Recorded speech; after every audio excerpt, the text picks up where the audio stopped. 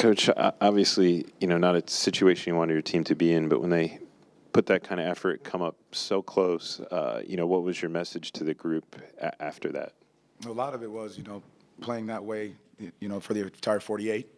The way, that sense of urgency that we came out down that stretch. But again, we play these guys in 2 days, so a lot of the message was just watch it tomorrow, see what adjustments need to be made to make sure we come out on the other end of it next time we play them. It's right after the fact, but what did you see in that run at the end of the third quarter, beginning of the fourth from Toronto that kind of blew the game open and forced that last gasp run? We turned it over. We turned it over quite a few times. I think it was 70, 71, close there, and then we turned it over quite a few times that allowed them to get out on the break and get some easy baskets. I've heard a lot of guys talk about needing to find that urgency. Why hasn't it been able to kind of be there as something you can count on when, we saw that in December when guys were down? Why hasn't the urgency been where you would like it to be for the full 48? That's something we're having to continue to talk about. I think that's a discussion that, playing with that sense of urgency for 48 minutes, when you step on the floor ready to go, understanding what is asked of you and doing it to the best of your ability.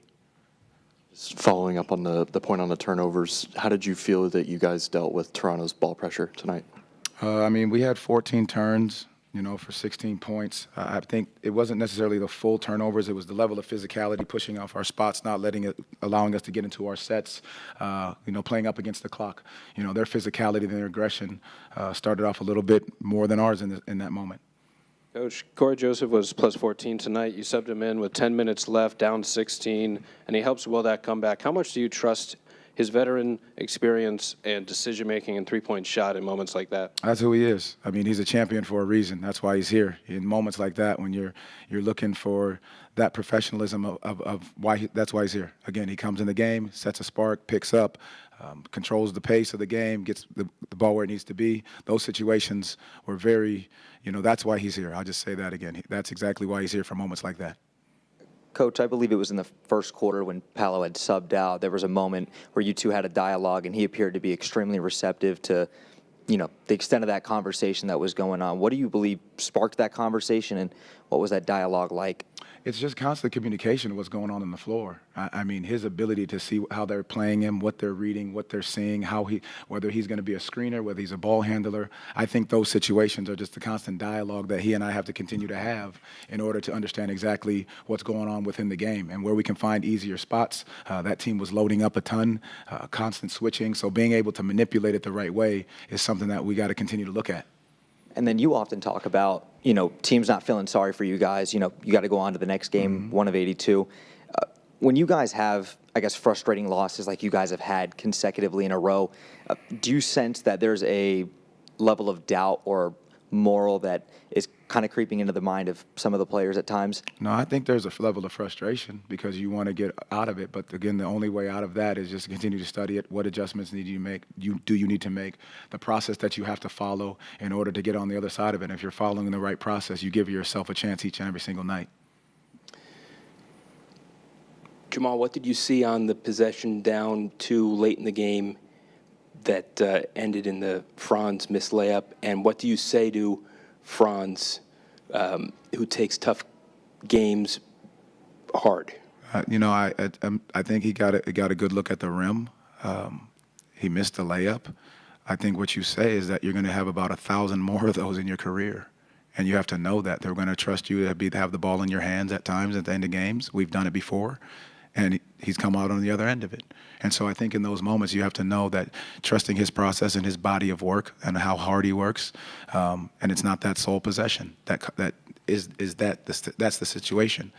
But again, it's trusting who he is. It's going to be in that situation a ton more times, and we trust in him to be able to do that.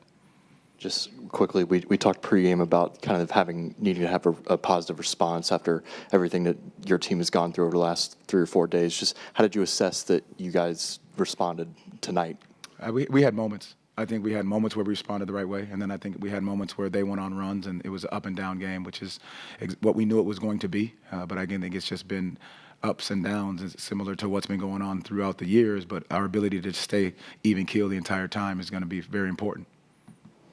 Seems like set defenses are packing the paint as much as possible, which in turn forces when Paolo and Franz drive, not on that last play, they run into crowds.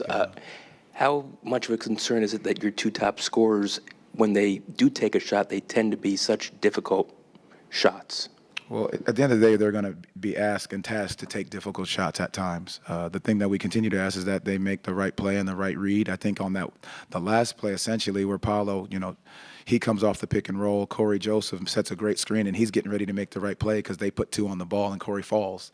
You can't draw that one up. So I think the situation of them just being able to make the right play at the right time to keep trusting and finding the teammates, which I think they've done.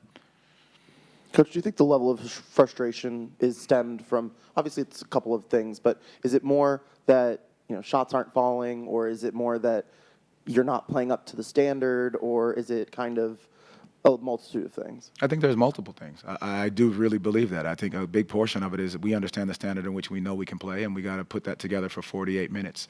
And no one loves losing at all, but I think we have to find a way to continue to stick to our process of what we're doing and how we need to play each and every single night. I think that's the next and the continued step forward.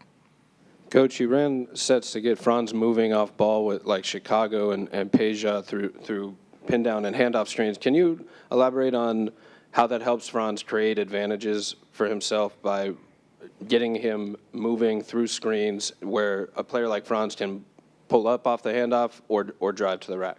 I mean, I think it's constant for a lot of our guys. We talked about, to Josh's question, the paint is packed, so you want to move guys around as much as possible to create space, to create advantages as you get downhill on the attack. Getting guys on the move, I think that's important between Franz, P, Wendell, Goga, those guys being able to move into screens and be able to navigate those guys because you keep the defense off balance. Everyone good? Thank you. Thank you all. Appreciate it.